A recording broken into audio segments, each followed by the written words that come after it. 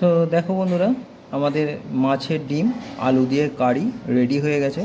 এটা একটা খুবই ঘরোয়া সিম্পল কিন্তু এক প্রকার অসাধারণ রান্না। এটা দিয়ে ভাত খেতে খুব সুন্দর লাগে। আমি পুরো পদ্ধতিটা তোমাদেরকে দেখাচ্ছি, দেখো। সমস্ত ঘরোয়া উপাদান দিয়ে আমি এই রান্নাটা করব, পুরো ভিডিওটা দেখতে থাকো। তো মাছের ডিমের বড়াটা আমি আলু দিয়ে কারিটা করব, তার জন্য সবার আগে আমি আলুটাকে ভেজে নেব।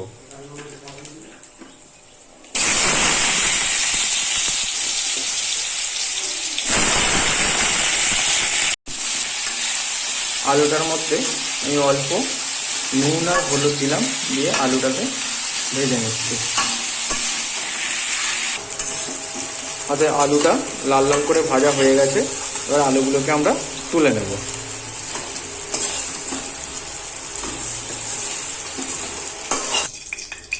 আমাদের তেলটা গরম হয়ে গেছে।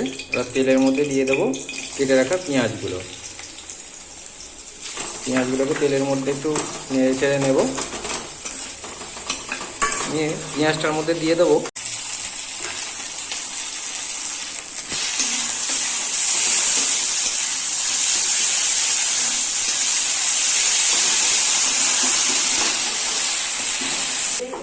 এবার এতে আমরা কিছু গুঁড়ো মশলা মিশিয়ে নেবো। দিয়ে প্রথমে দিচ্ছি হচ্ছে কিছু জিরের গুঁড়ো, দেবো অল্প করে একটু ধনের গুঁড়ো। কোনো এক্সট্রা মানে হাইফাই কোনো মশলা নয়, আমাদের রান্নাঘরে যে রোজকার নর্মাল রান্নার মশলা থাকে সেগুলোই। ধনে গুঁড়োটা দিয়ে দিলাম। দিয়ে দেবো একটু হলুদ গুঁড়ো,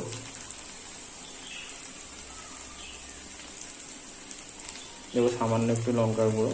এটা আপনারা আপনাদের ঝাল অনুযায়ী দেবেন।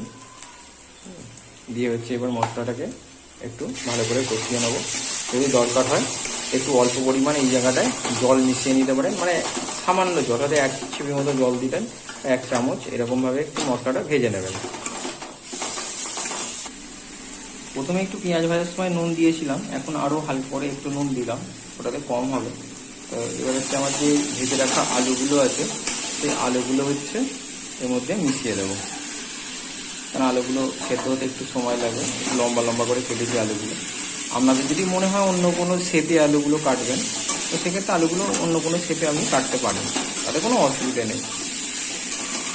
এটা আলুটার সাথে মশলাটা একটু কষে গেলে এতে অল্প করে জল দিয়ে একটু গ্রেভিটা বানিয়ে নেব।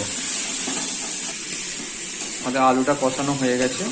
এবার আলুটার মধ্যে গ্রেভি বানাবার জন্য দেব অল্প পরিমাণ একটু জল, যাতে আলুটা হচ্ছে ফুটে আলুটা সেদ্ধ হবে। তো আলুটা সেদ্ধ যখন হয়ে আসবে তখন মাছের ডিমটা তখন লাস্টে দিতে হবে ওর মধ্যে। এটা একটা মানে খুবই সিম্পল খাবার, কিন্তু খেতে খুবই সুস্বাদু লাগে। রোজ রোজ মাছ খেয়ে ভাল লাগে না, মাঝে মাঝে এরকম মাছের ডিম দিয়ে একটু তরকারি হলে বেশ ভালো লাগে।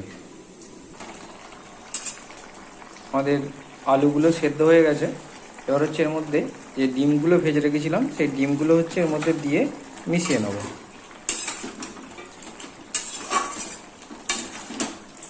এইভাবে মাছের ডিম দিয়ে হচ্ছে আলু দিয়ে তোমরা তরকারি করে খেয়ে দেখবে।